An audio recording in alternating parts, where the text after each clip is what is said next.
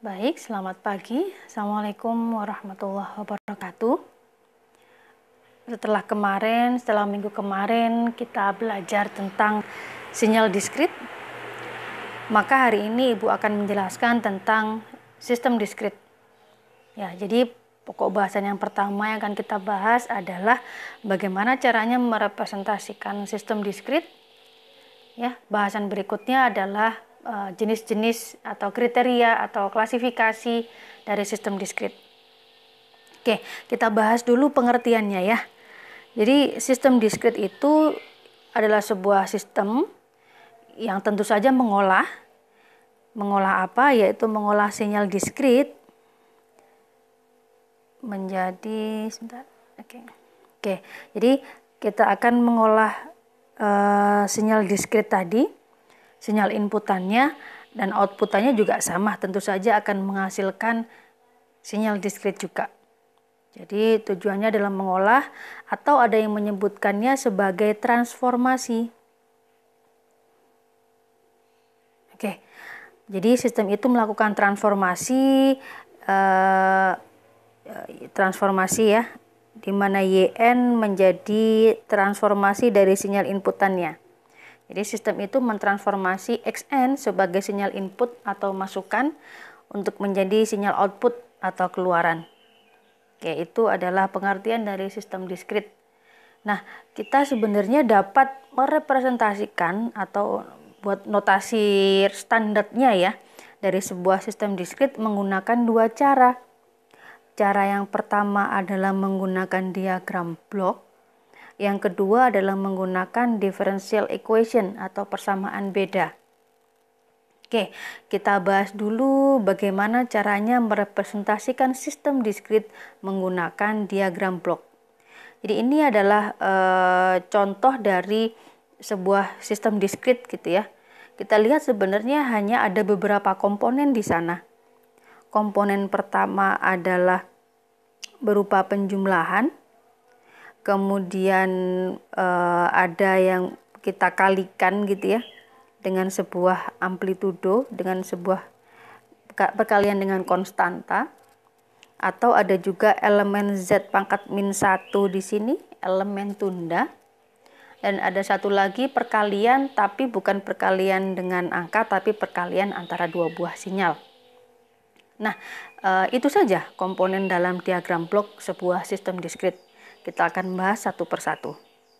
Oke, yang pertama adalah penjumlahan atau adder. Jadi ada ada komponen dari blok berupa penjumlahan. Yang namanya seperti halnya operator penjumlahan ya. Maka sifatnya adalah kalau ada dua buah sinyal X1 dan sinyal kedua adalah X2, ya sudah, operasinya adalah sinyal 1 dijumlahkan dengan sinyal 2. X1N ditambah X2N. Oke, kita pakai notasi N dengan kurung kotak seperti ini ya. Untuk merepresentasikan sinyal diskrit ya. Kita pakai N, kita tidak lagi pakai T ya, karena T adalah punyanya sinyal continuous. Simbolnya adalah sigma seperti ini, di mana masing-masing kita beri tanda positif yang menunjukkan bahwa ini adalah sebuah penjumlahan atau addition. Oke, contoh misalkan. Oke, diketahui ada dua buah sinyal. Ini adalah representasi sinyal menggunakan himpunan ya. Jadi ada deret seperti ini. Anda masih ingat kan bahwa posisi nolnya ada di 1 ya, 1, yaitu sesuai dengan anak panahnya. Itu adalah X1, kemudian ada X2 di mana titik nolnya itu ada di 1 ini sesuai anak panahnya. Ketika mau kita jumlahkan sederhana ya sudah, kita jumlahkan berkesesuaian dengan posisi N-nya ya, sampel keberapa. Jadi kita perhatikan bahwa pada saat N-nya 0 ya udah kita luruskan, kita tata bahwa itu menjumlahkan X1 pada N-nya 0 dan X2 pada saat kondisinya 0, sehingga 1 ditambah 1 sama dengan 2. Ya, jadi harus diluruskan nilai N-nya, kita jumlahkan yang bersesuaian N-nya atau samplingnya. selain dalam bentuk tabel, bisa juga kita hitung dalam bentuk representasi sinyal diskrit seperti ini ya. Nah, ini juga sama sifatnya. Jadi misalkan ini nih, pada saat 0 di sini sinyalnya adalah 1. Kemudian pada saat 0 nilainya adalah 1. Maka ketika kita jumlahkan sinyal 1 dengan sinyal 2 bersesuaian, di sini hasilnya adalah sama dengan 2. Dan seterusnya. Sifatnya adalah harus bersesuaian dengan n yang sama. Oke, kita lanjutkan bagaimana dengan perkalian dengan sebuah konstanta atau konstan multiplier.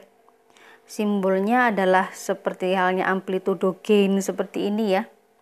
Di mana Yn di sini adalah sinyal input yang dikalikan dengan K, sehingga K kali Xn seperti ini. Oke, kita pakai contoh soal sederhana aja. Jadi ada sebuah sinyalnya sama seperti ini, pada titik N sama dengan 0 nilainya adalah 1. Ini ya. Pada saat 0 sama dengan 1.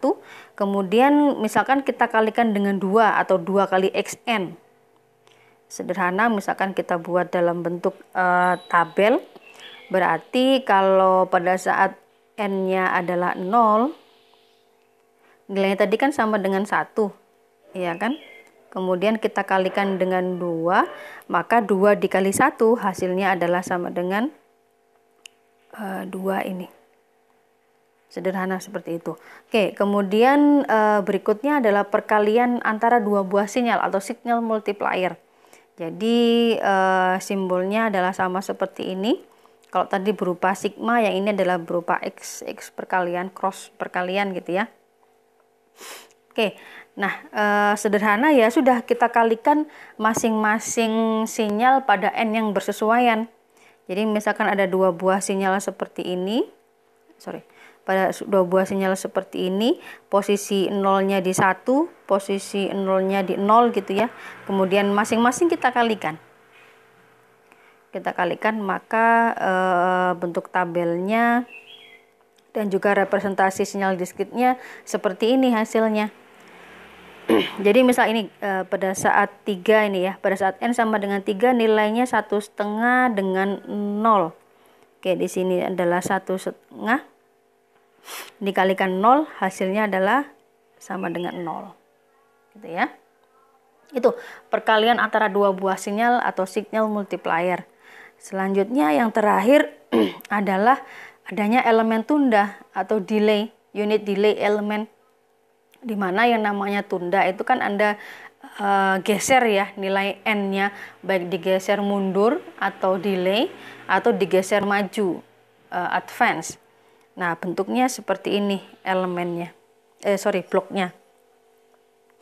Oke, ini adalah untuk delay Z pangkat min 1, berarti di delay 1 kali. Kalau yang ini adalah advance Z saja, ini berarti ditunda maju atau n plus 1. Oke, nah bagaimana kan kadang ada sinyal itu ditundanya tidak hanya n min 1, tapi misalkan n min 2, n min 3 gitu ya. Bagaimana cara menuliskannya? Nah, tidak lain adalah bukan Z pangkat minus 2, tapi Z pangkat min 1 sebanyak 2 kali. Berarti ini Xn, ini Xn min 1 ya, hasilnya di sini ditunda lagi berarti menjadi Xn min 2 ya, ini harusnya min 2 ya.